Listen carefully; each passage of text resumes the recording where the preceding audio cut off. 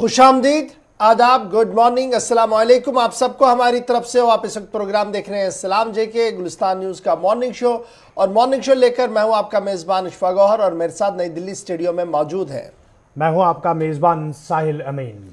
सामीन नाजरीन, आज कुछ अहम तरीन बातें आपके साथ शेयर करेंगे जी। उस वक्त जब आप चाय की चुस्कियां ले रहे हैं, घर में बैठे हैं, बाजार जाने की तैयारियों में हैं और दफ्तर जाने की तैयारियों में, तो हम फटाफट से आपके सामने न सिर्फ जम्मू कश्मीर से मुंसलिक खबरों का लेखा जोखा आपके सामने रखेंगे, बल्कि मुल्की सतह पर सियासत किस तरीके की है उस पर गुफ्तगू करेंगे। बैनुल-अक़वामी सतह पर क्या कुछ हो रहा है, कुछ अहम खबरें जो है वो चल रही है, उस पर बात करेंगे। और साथ साथ आगे चलते हुए यानी तीसरे पड़ाव पर आपकी फोन कॉल्स को भी शामिल प्रोग्राम करवाएंगे, ताकि आप अपनी आवाज को बुलंद कर सके, अपनी मुतालबात को लेकर आप अपनी आवाज को सामने रखें, अपनी बात को सामने रखें और हुकूमत को ये बताएं कि इलाके के किस तरीके के मसले हैं, किस तरीके के मामले हैं। लेकिन ये होगा तीसरे पड़ाव पर, यानी 9:35 के बाद फोन लाइन्स ऑन होंगी, आप कॉल करेंगे, बराह रास्त कल की तरह ही जामिया अल्फाज के साथ अपनी बात सामने रखेंगे, ताकि हुकूमत खुलकर सामने आए और बातों का जवाब भी दे।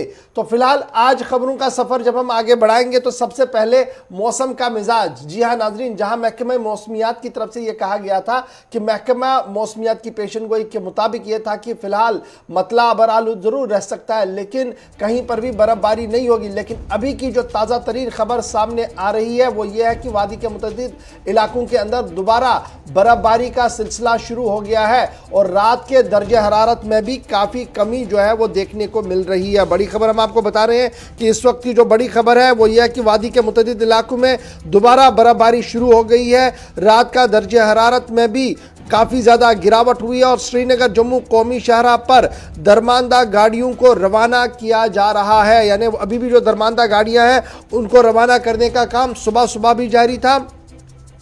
और साथ साथ जब हम श्रीनगर एयरपोर्ट की बात कर रहे हैं, जहां पर लगातार ये खबर आ रही थी कि एडवांस लैंडिंग सिस्टम को लगाया गया है, लेकिन अंदर की खबर यह है कि एडवांस लैंडिंग सिस्टम में मजीद ताखीर हो सकता है और इस साल के आखिर तक भी अभी वो नस्ब नहीं किया जाएगा। यानी ये सारी तीनों बड़ी इंपॉर्टेंट खबरें जो है इस वक्त आपके सामने रख रहे हैं। एक ये कि श्रीनगर समेत वादी के कुछ और इलाकों से इस वक्त इतलात मौसूल हो रही हैं कि हल्की हल्की और दरमियाना दर्जे की बर्फबारी इस वक्त दोबारा शुरू हो रही है। श्रीनगर के अंदर भी सुबह से ही हल्की हल्की बर्फबारी हो रही है। श्रीनगर के मज़ाफ़ाती इलाकों की बात करें, वहां से भी इस तरीके की इतलात मिल रही है। और साथ साथ श्रीनगर के बाहर पुलवामा, अनंतनाग से भी अब इसी तरीके की खबर जो है वो सामने आ रही है कि हल्की बर्फबारी ने दोबारा से वादी को अपनी लपेट में लेना शुरू कर दिया है। महकमा मौसमियात ने साफ किया था कि शायद उस तरीके की बर्फबारी नहीं होगी और मौसम का मिजाज बेहतर रहेगा, लेकिन रात देर गए से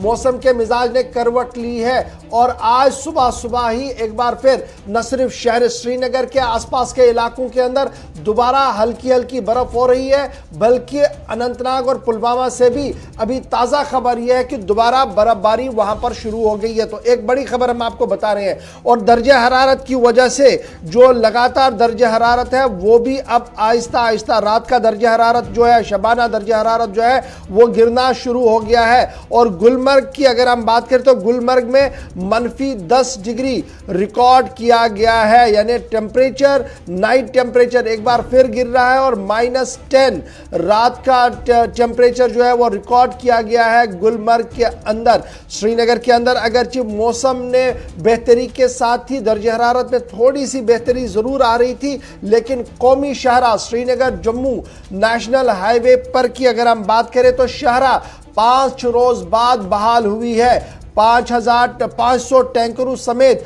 5,000 दरमानदा गाड़ियों को मंजिल मकसूद की तरफ रवाना किया जा रहा है। और आज श्रीनगर और जम्मू से गाड़ियां नहीं चलेंगी, ना तो श्रीनगर से जम्मू आएंगी और ना ही जम्मू से श्रीनगर आएंगी। सिर्फ दरमानदा गाड़ियों को आगे पीछे चलने की इजाजत जो है वो दी जाएगी, क्योंकि बहुत ज्यादा गाड़ियां अभी भी वादी के इस श्रीनगर जम्मू नेशनल हाईवे पे है। आधों ने रुख श्रीनगर का किया हुआ है, आधी गाड़ियां दरमानदा है जिन्हें जम्मू आना है। इसलिए महकमा की तरफ से जो बड़ी खबर इस वक्त सामने आ रही है वो यही है कि श्रीनगर जम्मू कौमी शाहराह पर लगातार सूरत हाल पर नजर रखते हुए यह फैसला लिया गया है कि फिलहाल दरमांदा गाड़ियों को ही मंजिल मकसूद की तरफ रवाना किया जाएगा। शाहराह पर 6 रोज बाद बहाली जो है वो देखने को मिली है। 300 टैंकरों समेत 5000 दरमांदा गाड़ियों को निकालने का अमल आज भी जारी रहेगा। आज श्रीनगर और जम्मू से गाड़ी नहीं चलेगी। बिल्कुल जनाब, श्रीनगर जम्मू कौमी शाहराह पर नई किसी भी गाड़ी को चलने की इजाजत नहीं होगी। एक बड़ी खबर आपके सामने हम रख रहे हैं। लेकिन मैं जब वापस श्रीनगर की बात करूं तो जैसे हमने पहले ही आपको कहा कि आज दोबारा मुतअद्दिद इलाकों के अंदर बर्फबारी शुरू हो गई है और बर्फबारी की वजह से मामूलाती जिंदगी दोबारा से थम न जाए, सबकी नजरें अब ऊपर वाले पर है कि इस तरीके की बर्फबारी ना हो जो श्रीनगर की रफ्तार पर दोबारा ब्रेक लगाए। फिलहाल सीधे श्रीनगर चलेंगे, उसके बाद साहिल आपको और अपडेट करेंगे इस हवाले से, क्योंकि मेरे साथ श्रीनगर से इस वक्त ज्वाइन कर चुके हैं सईद इरफान फाजिल और पुलवामा से हमारे साथ गाजी खुर्शीद ने भी ज्वाइन किया। सबसे पहले सईद इरफान फाजिल, मौसम का मिजाज, क्योंकि खबर दिल्ली बैठे यह है कि श्रीनगर समेत शहर के आसपास के इलाकों के अंदर आहिस्ता आहिस्ता करके हल्की हल्की बर्फबारी दोबारा शुरू हुई है।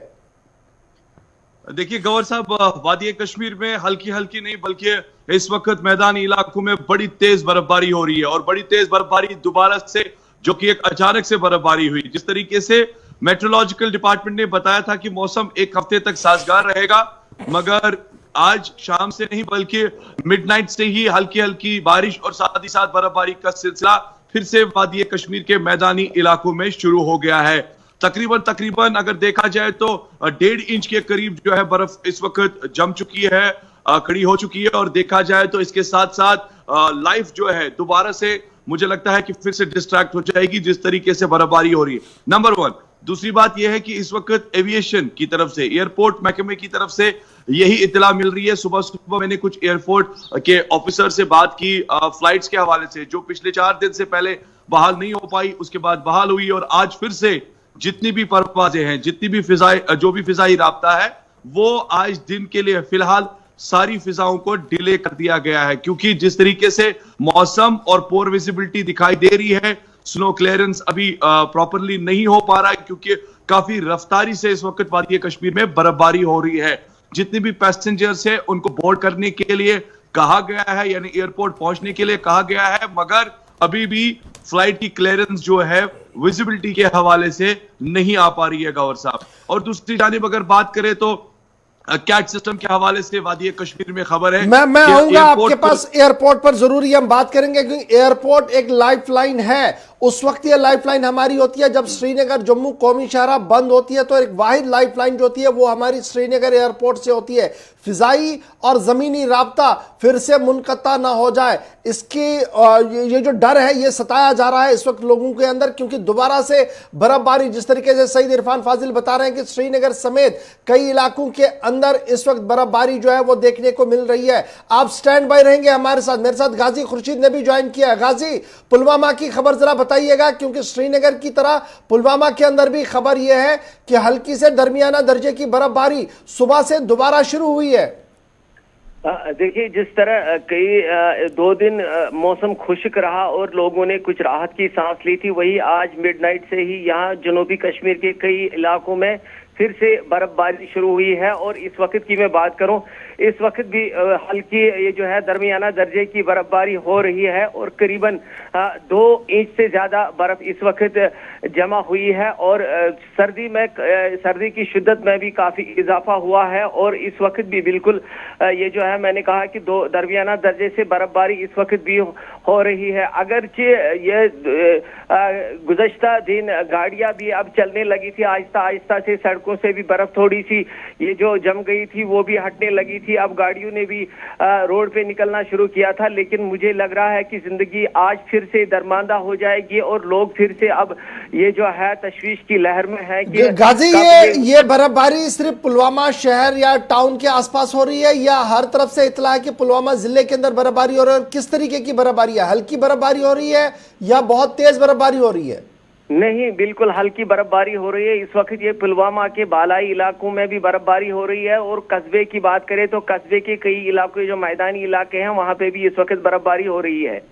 बहुत शुक्रिया गाजी खुर्शीद हमारे साथ ज्वाइन करने के लिए। यानी श्रीनगर के बाद पुलवामा जो इमीडिएट डिस्ट्रिक्ट है वहां से इतला है कि वहां पर भी बर्फबारी दोबारा शुरू हो गई है। लेकिन श्रीनगर इंटरनेशनल एयरपोर्ट की खबर भी आपको बताते चले, जो हमारे पास खबर इस वक्त आ रही है G8 7001 फ्लाइट गो ईयर, जिसे दिल्ली से श्रीनगर सुबह 7:40 पर आना है, वो डिले हो गई है वेदर की वजह से। इसके साथ साथ G8 190 गो ईयर दिल्ली से श्रीनगर जिसने आना था 8:25 पर, उसे भी फिलहाल डिले में डाल दिया गया है। आगे कब शेड्यूल होगा अभी कोई बात नहीं है। एयर इंडिया 3425 एयर इंडिया की जो फ्लाइट दिल्ली से श्रीनगर 8:55 पर, यानी अब से थोड़ी देर बाद जिसने टेक ऑफ करना था, यहां से अराइवल पर आना था, वो भी फिलहाल डिले है। यानी सुबह मॉर्निंग की तीनों फ्लाइटें फिलहाल जो है वो डिले है। और इस तरीके से श्रीनगर एयरपोर्ट पर रश जो है वो लगातार बढ़ रहा है। और श्रीनगर एयरपोर्ट से जो डिपार्चर वाली फ्लाइट्स है जिन्हें बाहर आना था,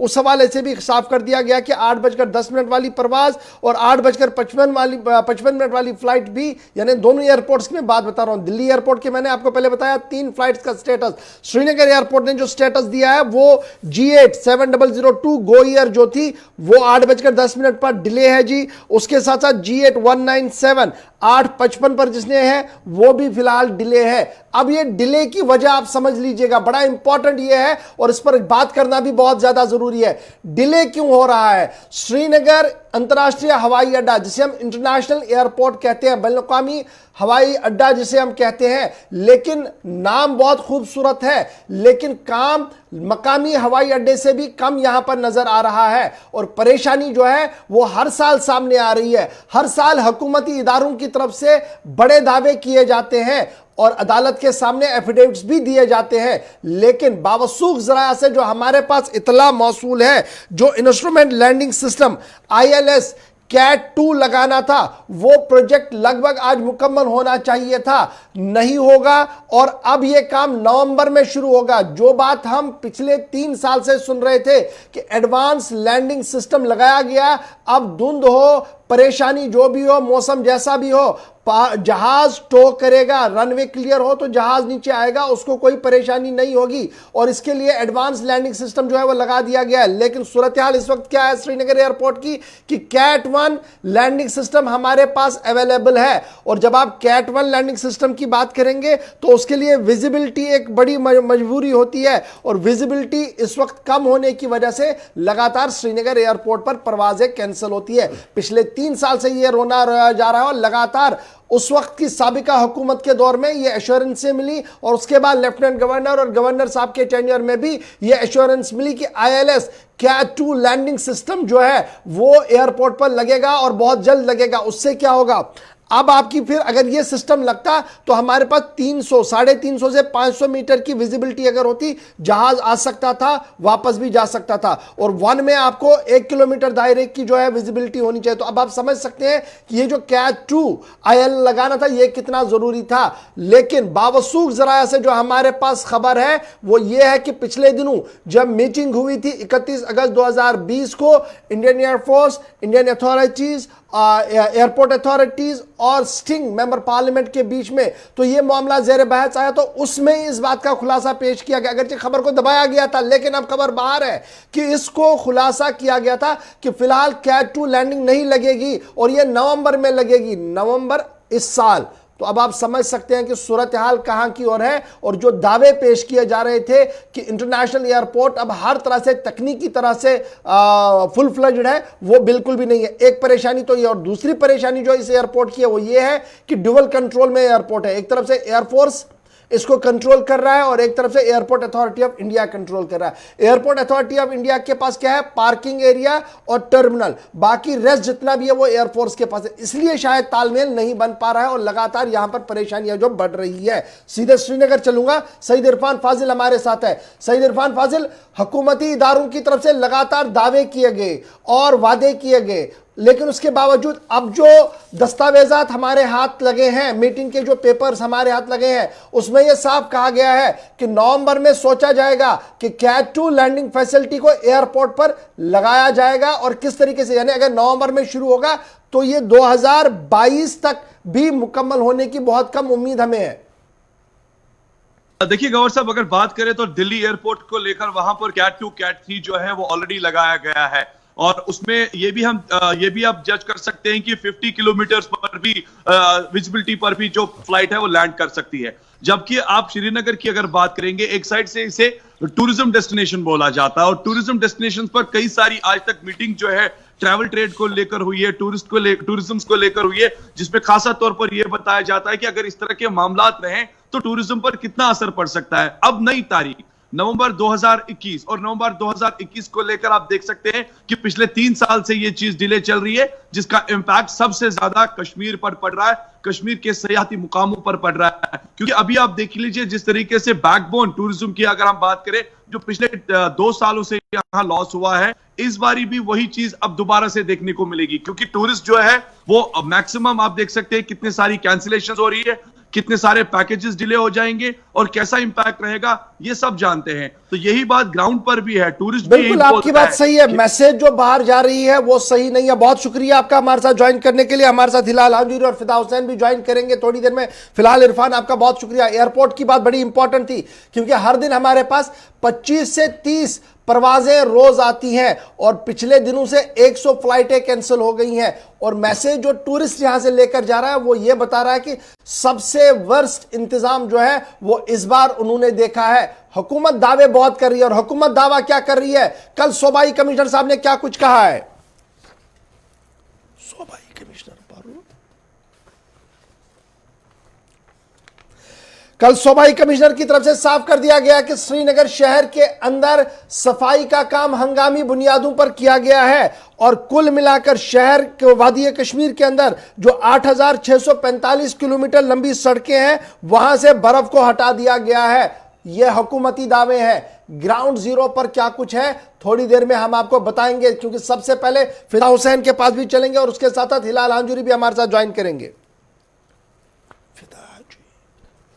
चलिए, जुनूबी कश्मीर से फिदा हुसैन इस वक्त हमारे साथ फोन लाइन पे मौजूद है। फिदा, क्या कुछ ताज़ा तरीन तफसीलात है मौसमी सूरत हाल के हवाले से, जहाँ पहले ही महकमा मौसमियात ने कहा था कि 14 जनवरी तक जो है मौसम खुश्क रहेगा, लेकिन आज सुबह सुबह फिर जुनूब से लेकर शुमाल तक हल्की से दरमियाना दर्जे की बर्फबारी की खबरें भी मौसूल हो रही है।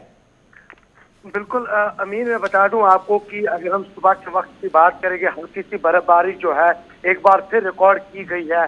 जिला अनंतनाग में ऐसा लग रहा था कि शायद एक बार फिर मौसम ने करवट ली है। हालांकि लोग अब दिन भर इंतजार करते रहते हैं कि जो महकमा मौसमियात है वो क्या कहता है, और उसके बाद लोगों को ऐसा लगा कि शायद इस बार एक बार फिर महकमा मौसमियात की जो कॉल थी वो नहीं चलेगी। लेकिन अभी जो है एक बार फिर जो है धूप निकल आई है और लोगों ने थोड़ी सी राहत ली है। लेकिन यहाँ पर मैं आपको बता दूं कि अगर बर्फबारी होती है तो लोगों के लिए एक बड़ा चैलेंज जो है एक सामने रहेगा, सिर्फ लोगों के लिए नहीं बल्कि एडमिनिस्ट्रेशन के लिए भी, क्योंकि लोग अभी भी काफी ज्यादा परेशानियों से दो चार है और लोग अभी भी कहते हैं कि हमारे इलाके से बर्फ हटाई नहीं गई। लेकिन इस बार अमीन में बता दूं आपको कि अगर हम लोकल लेवल की बात करेंगे, जो नौजवान है जिन्होंने खुद हाथ में बेलचे उठाए और रास्ता साफ किया है, उन नौजवानों को जितनी भी तारीफें की जाए कम है। पहले दिन से ही वो सड़क पर नजर आए और उन्होंने मशीनरी का इंतजार नहीं किया अब की बार, और उन्होंने कहा कि आज खुद हम इस सड़क से बर्फ हटाने का काम शुरू करेंगे। हालांकि बर्फबारी बहुत ज्यादा थी और ये भी हमने बहुत सारे जगहों पे देखा कि जहाँ पर महकमा पीडीडी के मुलाजमीन कम पड़े, वहाँ पर जो लोकल लेवल के लोग हैं उन्होंने उनका हाथ बटाया, उन्होंने उनका सपोर्ट किया, जो काबिल तारीफ है, जो हमने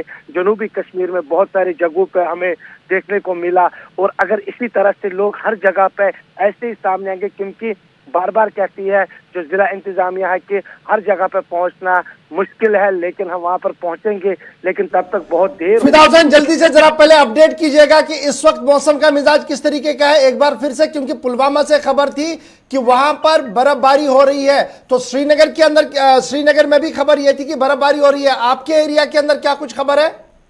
देखिए, अगर मैं आपको दिखाऊंगा इस वक्त हल्की सी बर्फबारी हुई है, लेकिन ना के बराबर है। धूप जो है वो बाहर आई है, धूप खिल गई है, यहाँ पे लोगों ने राहत ली है।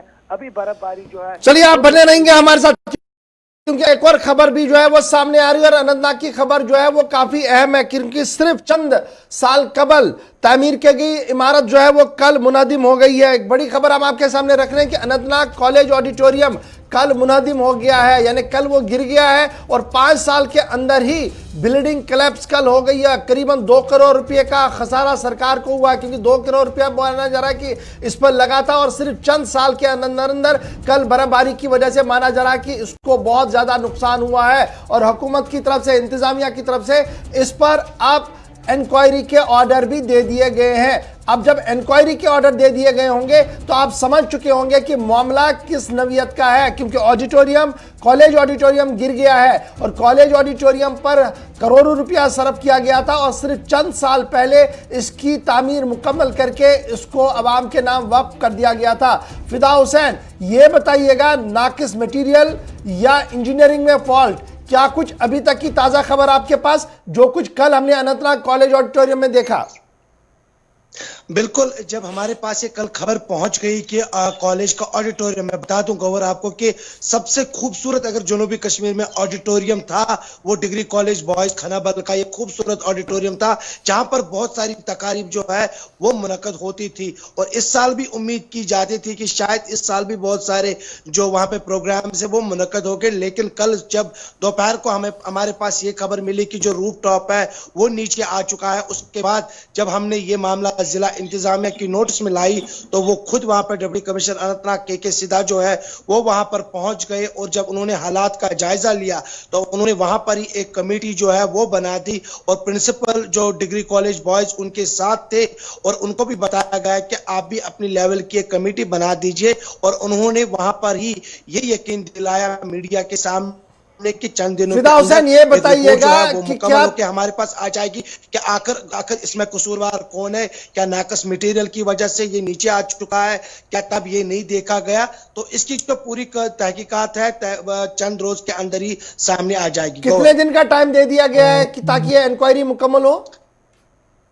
देखिए गोवर, यहाँ पे जो खुद हमारे साथ डिप्टी कमिश्नर अनंतनाग ने कहा कि 7 दिनों के भीतर जो है वो कमेटी अपनी रिपोर्ट जो है वो और कमेटी के अंदर किस किस को रखा गया है, बड़ा इंपॉर्टेंट ये भी है। देखिए कमेटी के अंदर जो है वो महकमा R&B के जो कुछ मुलाजमीन जो है वो है, प्रिंसिपल जो कॉलेज के कुछ लेक्चरर्स है उनको रखा गया और साथ ही साथ जो डिस्ट्रिक्ट डेवलपमेंट कमिश्नर अनंतनाग ने कहा कि बिल्डिंग बनाई किसने थी, R&B ने या किसी और महकमे ने? बिल्कुल R&B डिपार्टमेंट ने ये बनाई थी 2015 तो उसके बाद इन्वेस्टिगेशन पर क्या सवाल नहीं उठाया जा सकता कि किस तरीके से इन्वेस्टिगेशन फेयर होगी? जब R&B महकमे पर ही सवाल है और वही इन्वेस्टिगेट करेंगे तो वो तो खुद को क्लियरेंस दे देंगे कि उनका कोई फॉल्ट नहीं है। बिल्कुल इस सिलसिले में उन्होंने कहा कि मैंने चीफ इंजीनियर जो है R&B उनके साथ बात की है और उनको मैंने बता दिया कि आपकी जो नफरी है वो भी हम इस कमेटी में रखेंगे ताकि वो बता देंगे हमें कि क्या ये नाकस मटेरियल है या कुछ और है। अगर हमें उस पर भी शक शुबा हुआ तो हम एक और कमेटी जो है वो बना देंगे ताकि वो अपनी रिपोर्ट जो है सही रिपोर्ट जो है सामने रखेगी। चलिए, बहुत शुक्रिया फिदा हुसैन। खबर ये कि कमेटी पे कमेटी बनेगी, लेकिन हतमी आखिर ये गिरा क्यों, ये बड़ा सवाल है।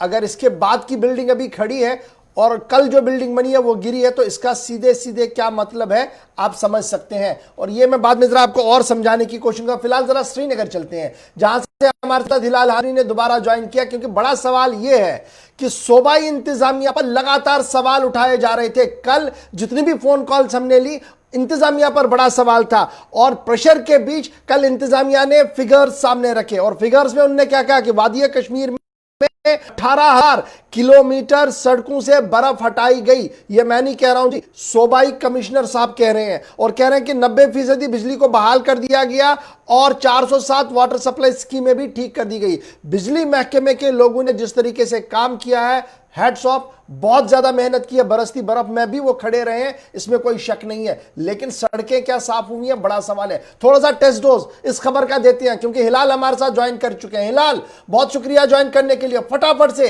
इंतजामिया के इस बड़े दावे को आप अपने इलाके में कितना मुअस्सर मानते हैं? बड़ी सड़क पर क्या बर्फ हटाया गया?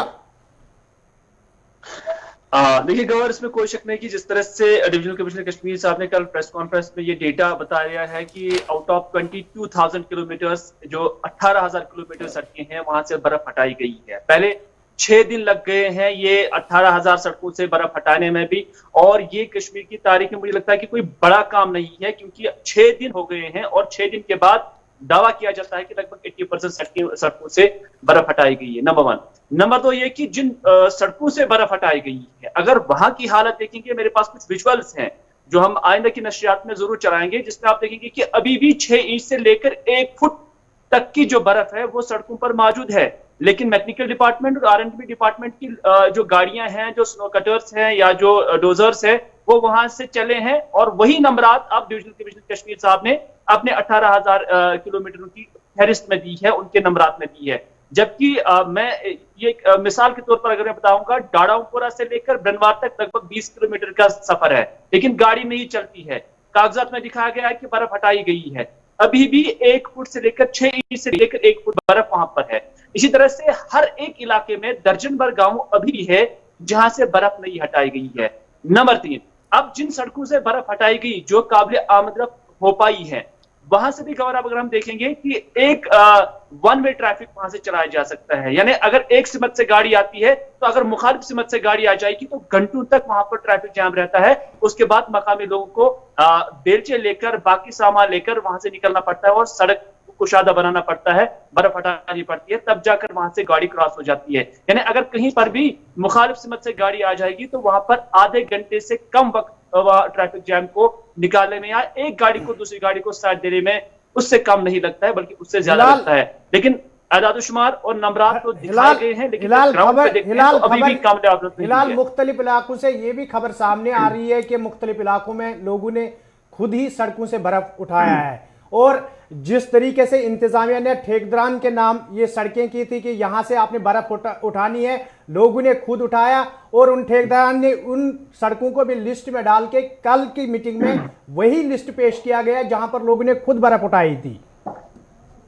देखिए गौहर, मैं और अमीन, मैं ये कहूंगा कि मैं किसी और जगह की नहीं बताऊंगा, लेकिन जिस इलाके में मैं रहता हूं ये सिर्फ तहसील हेडक्वार्टर से 6 किलोमीटर की दूरी पर वाक़ा है और 1.5 किलोमीटर सड़क से यहाँ के मकामी लोगों ने हलशरी ये सड़क को यहाँ पर साफ किया है। इमरजेंसी केस को आना था और जो रास्ता इस गांव को है और मरकजी हैसियत रखता है ये गांव, और यहाँ पर भी लोगों को खुद ही निकलना पड़ा और उसके बाद यहाँ से जो सड़क को काबिल आमद रफ्त बनाना पड़ा। हालांकि इस पे जो रोड था उसको साफ करने के लिए, स्नो क्लियरेंस के लिए मैकेनिकल डिपार्टमेंट को ये जिम्मेदारी थी और ए कैटेगरी में ये रोड आता है। लेकिन जब ए कैटेगरी वाले रोड में आप ये हालत देखोगे तो उसके बाद जो बाकी रोड है वहां का खुदा ही हाफिज है। और ये भी सही बात है कि जिन ठेकेदार साहिबान को ये कॉन्ट्रैक्ट दिया भी गया है, उन्होंने भी क्या किया, उन्होंने भी वही JCBs हायर किए हैं और वैसी ही हालत की है जैसे मैंने इससे पहले आपको बताया हुआ है कि अभी भी 6 इंच से लेकर 1 फुट तक की बर्फ सड़कों पर है, कई सारी सड़कों पर, हर जगह अगर नहीं लेकिन कई सारी सड़कों पर है। लेकिन वहां से बिल जो है वो निकाली जाती है। और इस जिस 1.5 किलोमीटर का मैंने आपको ये मिसाल दी है अपने इलाके की, वहां पर भी किसी ठेकेदार को या किसी डिपार्टमेंट को वो सड़क अलॉट है और वहां से पैसा निकाला जाएगा। और हिलाल,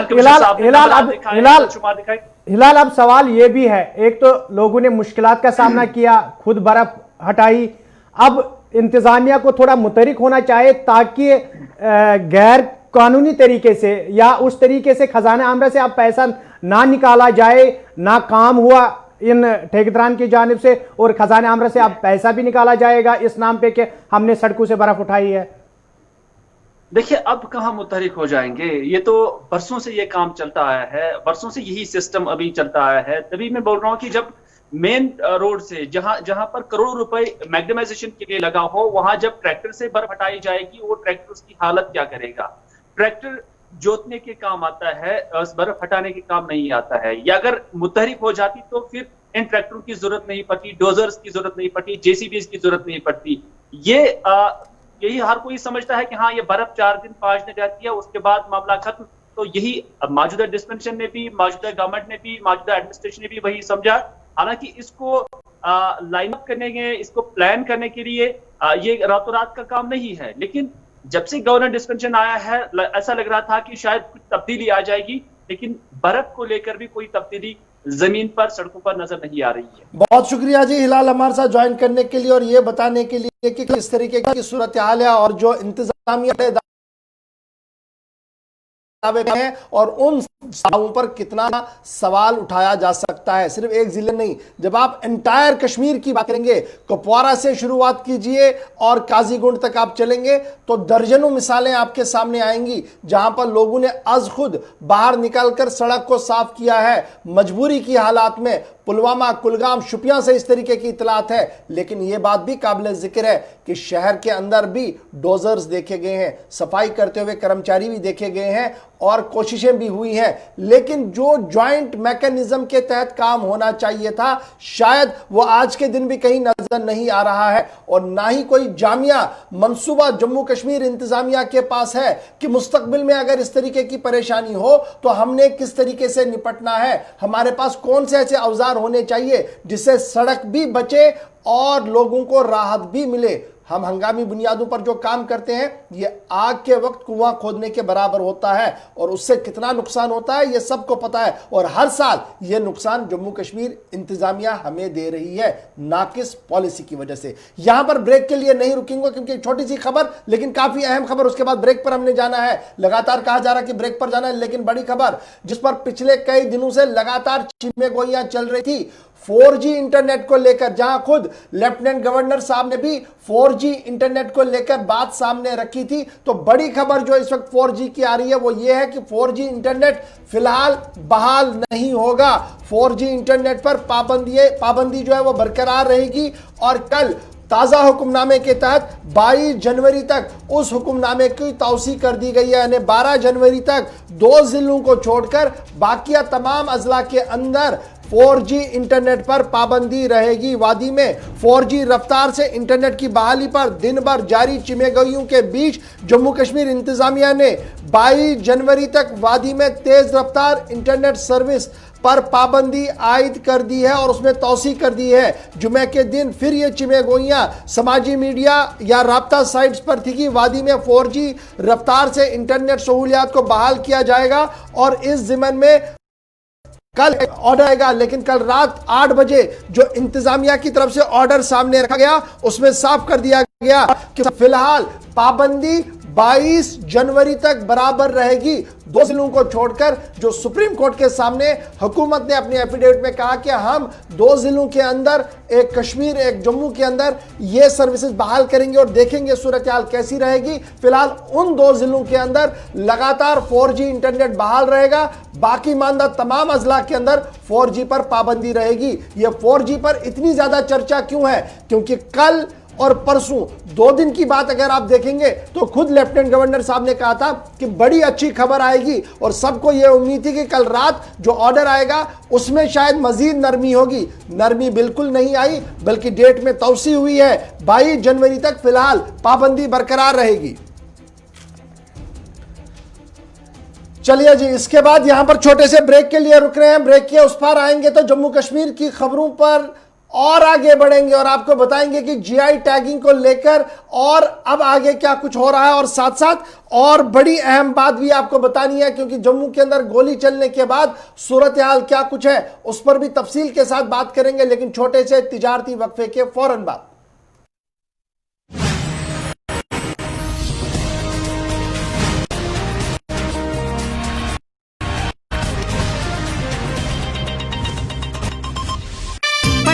खेलता है, झूलता उछलता है, दौड़ता कभी कभी दौड़ कर